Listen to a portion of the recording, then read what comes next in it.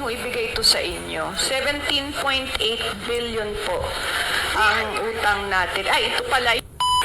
Pagpasok po ng administrasyon namin ni Vice Yul, balik na po tayo sa regular programming natin. Hindi na po nakatutok ang mga tao sa social media. Kaya po hindi nila nakikita yung mga nabanggit ko kanina. In fact, patapos na nga po sila eh. Hindi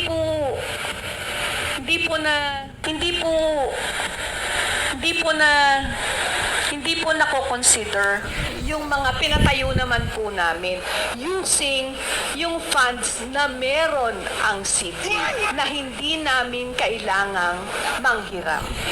Salamat po.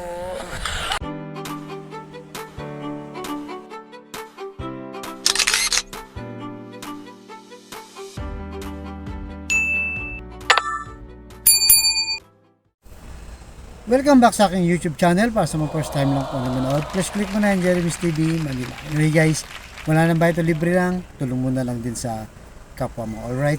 Thank you very much po. So, kumusta po sa mga isko niyan? Nasa labas tayo ngayon guys. Hindi natin shoot yung mga isko. Mamaya pag nasa studio na tayo. Alright? So, sana po nasa mabuti kayong kalagayan. Kahit mga hindi isko niyan dyan. Basta sa ating mga kababayan, kumusta po kayong lahat. So, ang topic natin ngayon for today's video, Mayor Hani Lacuna sinisisi si Yorme. Wala daw silang nagawa na malalaking project dahil sa utang na iniwan ni Yorme Isko Moreno. Ayan guys, di ba? Talagang abang lumalapit yung pag-file ng certificate of candidacy, talagang dumidiretso na. Di ba? Yung paninira dito kay Yorme Isko Moreno. At ang tanong dito, di ba? Itong si Mayor Hani Lacuna, hindi ba kasama siya? Di ba? Siya yung presiding officer nun. Di ba? Sa konseho at pirmado pa niya na yung malalaking project ng Maynila. Di ba? So parang ngayon wala na sa alam ngayon, di ba? So, ano nga ba yung pinakagastusan ni Yorme? Diba? Sa mga perang inutang niya na bilyon-bilyon. Kasi maraming kasiran sa hindi, binenta yun ni Isko yung Divisoria. Binenta yung mga ibang property ng Maynila. Saan na nga ba napunta? Diba? Sa bulsa ba ni Yorme? Diba? So may resibo guys. Diba? May resibo, alam naman yan ni Mayor Hani Lacuna. So una, ano ba mga pinagawa niya? Yung condominium. Diba? Ang dami nun. Dalawang condominium. Isang sa Pedro Hill Residence, di ba? At saka yung dalawa pa, at saka yung world class na public school, di ba, na with aircon pa, di ba? Manila Science, yung Almario Rosauro, di ba? Tatlo yun. Bukod doon yung Manila Zoo at yung bagong ospital ng Maynila naman na St. Luke's. 'Di ba? Ang ospital talagang komportable. Ang unang tanong dito, si Isko ba ay binulsa niya yung bilyon-bilyon na pera na yan? Hindi ba ang nakikinabang ngayon mga estudyante sa mga eskwelahan, 'di ba? Yung ospital ng bagong ospital ng Maynila, yung may mga sakit na kababayan natin. 'Di ba? At bukod doon, ginamit niya yung pera saan? Nung panahon ng COVID na kung saan bagsak lahat ng ekonomiya ng buong mundo. Hindi lang sa atin. Di ba? Anong ginawa ni Yorme doon sa pera? Pinanggawa niya ng ano, di ba guys? Yung Manila Field Hospital. Naalala niyo, di ba? Kailangan ng hospital dahil punong-puno nun. Anong ginawa ni Yorme? Nagpagawa siya ng Field Hospital. Yung mga container van na kung saan napakaraming na-cater. At bukod doon, di ba guys, meron pa siyang drive-thru vaccine na kung saan ang hirap magpa-vaccine nung panahon na yun. Di ba?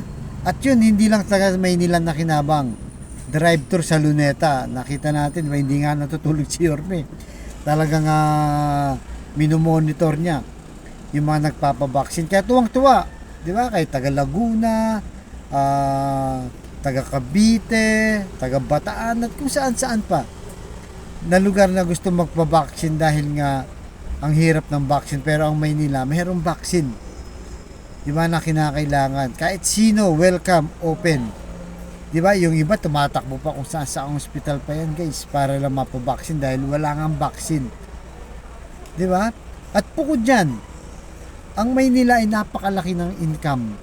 Kaya na-forecast na ni Yorme, kaya nga siya nangutang dyan sa Land Bank tsaka sa World Bank para yung mga project na to ay mapondohan nang hindi nagagalaw yung income ng Maynila. At bukod doon, meron din tayong tinatawag na Mandanas Rule na inaproban ng korte na kung saan merong bahagi ng national budget ang isi-share o ibibigay sa isang lungsod kagaya ng Maynila na malaki ang kita.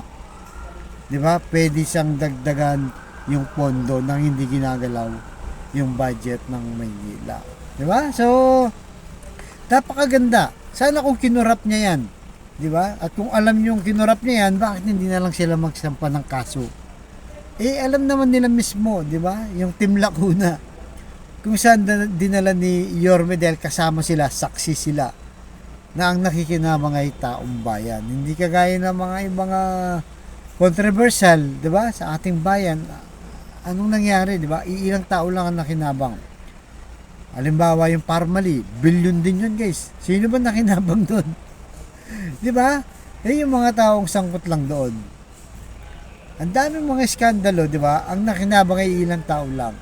Pero dito sa pinagawa ni Yorme, ay ang taong bayan na sa magpasa hanggang ngayon ay pinakikinabangan. 'Di ba?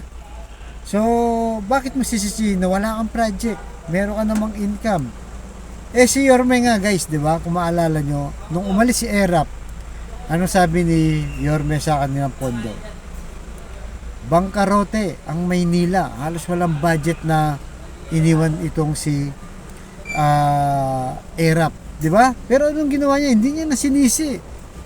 'Di ba? Anong ginawa niya? Dumiskarte na nga lang siya. Dahil kung babalikan pa nga naman niya 'yan, wala na ng pera at sisisihin mo pa, hindi talaga uunlad ang Maynila.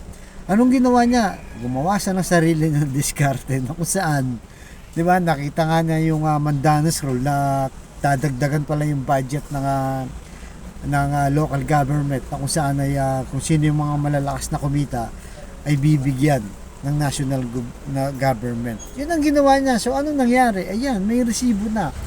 Halos may natapos na. Ilan na lang ang hindi natapos na kung saan ngayon pinapakinabangan niya. So dapat, di ba, ang ginawa ni Hani Lacuna, dumiskarte siya. Kung talagang magaling siyang mayor, di ba, huwag siyang manisi. Di ba? Nandyan yung resources, nandyan yung income nila, nandyan yung pondo. Anong wala niya? Diskarte. At sinisisi pa niya, guys. Bakit na wala siya sa Facebook? Hindi masyadong nakikita. Di ba? Ang sabi niya na diretso daw siya sa tao. Mas maganda nga yung nakikita ka sa Facebook. Dahil alam ng tao, may ginagawa ka. Di ba? Hindi ka natutulog lang sa City Hall o sa opisina mo. Kaya maganda yung ginagawa ni Yorme na talagang araw-araw nasa Facebook, sa laman sa ng Facebook, na alam natin, nagtatrabaho, hindi lang sa natutulog sa kangkungan, guys, di ba? Kaya, ano na to, guys, talagang tuloy-tuloy na yung pagsira kay Yorme. Pero kahit anong sira ang gagawin nila kay Yorme, kahit hindi na siya magsalita, resibo lang, di ba? Ang kanyang panlaban sa inyo, pantapat. Pagsagot sa mga binibintahang lahat, lugmok sa utang ang Maynila. Nandyan yung mga resibo at nakikinabang ang taga Maynila.